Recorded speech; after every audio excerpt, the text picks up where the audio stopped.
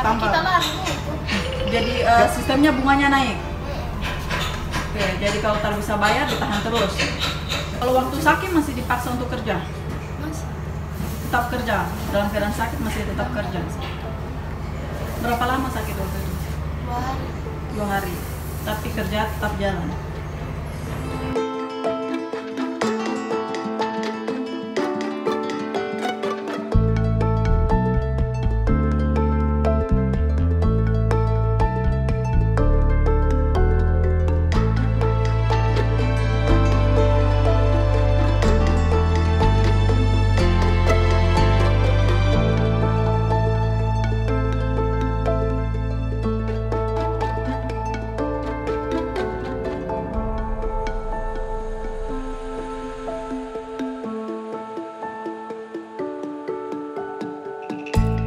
Pernah dapat pukul nggak ya? Ini yang kemarin dia Nggak dapat pukul. sakit Kamu, lagi. Kita banyak. siapa yang pukul mana? Bos.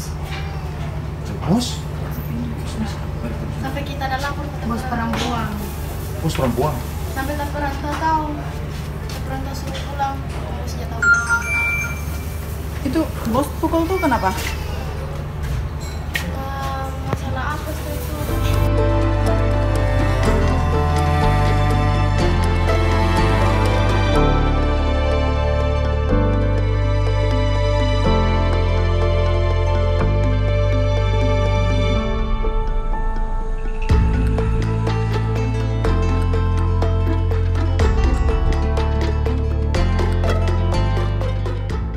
Ada perjanjian berapa lama kerja?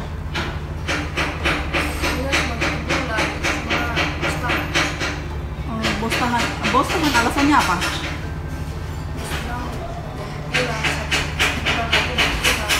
Setelah 1 bulan sampai jadi 3 bulan tuh bagaimana? Setelah bulan kedua?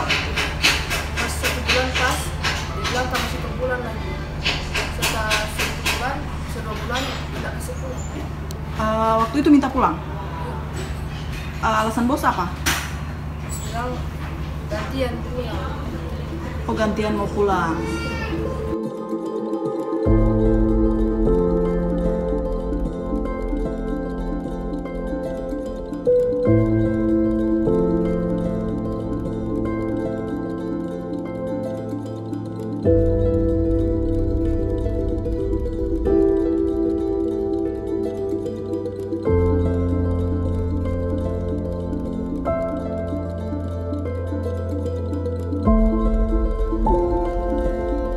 Biasa mau diterima 1 bulan itu berapa? Biasa dapat berapa? Kita baru-baru makan luar 2.200.000. Itu makan luar, makan di luar mes itu. Nah, 2.200.000. Kalau makan dalam mes? Kalau makan dalam mes Makan dalam mes baru kita terima 900. berapa? 900. 900.000. Jadi uang makan sekitar jutaan ya? Kalau makan dalam kan 25. Hitungannya 25.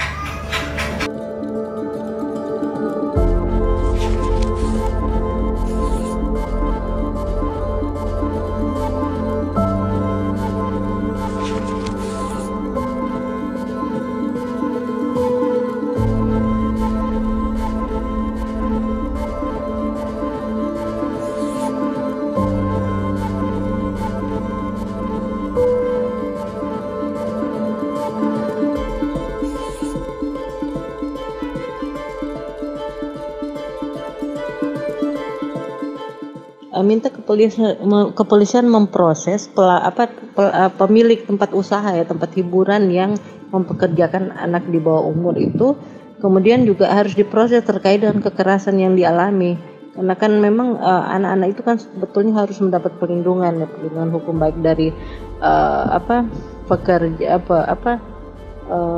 orang belum bisa bekerja, kemudian dipekerjakan, kemudian terkait dengan kekerasan yang dialami anak-anak juga itu perlu diproses toh. Jadi minta polisi serius menangani masalah ini. Jadi jangan hanya setelah dipulangkan kemudian proses hukum tidak berjalan atau sudah selesai masalah. Enggak, kita kira ini masalah besar toh yang tidak boleh orang diamkan begitu.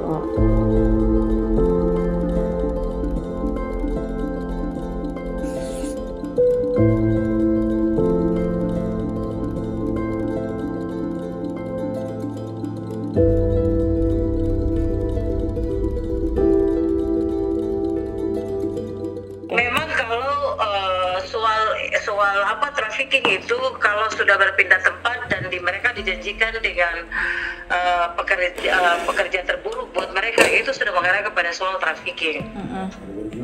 Nah, kedua adalah bahwa itu sudah terjadi proses pelanggaran hak anak. Ya. Karena anak dieksploitasi oleh orang dewasa.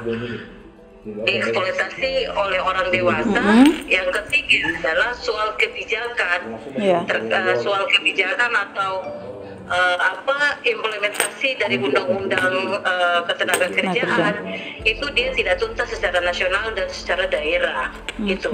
Pengawasannya ini tidak tidak berkala, maksudnya tidak berkala, dan kemudian sebenarnya ini harus ada soal evaluasi sistem pengawasan tenaga kerja di provinsi ya, di provinsi untuk memberikan sanksi dalam bentuk apapun kepada pemerintah Kepulauan Sula untuk tidak memperlakukan terkait dengan soal pekerjaan terburuk buat anak itu sendiri. Oke.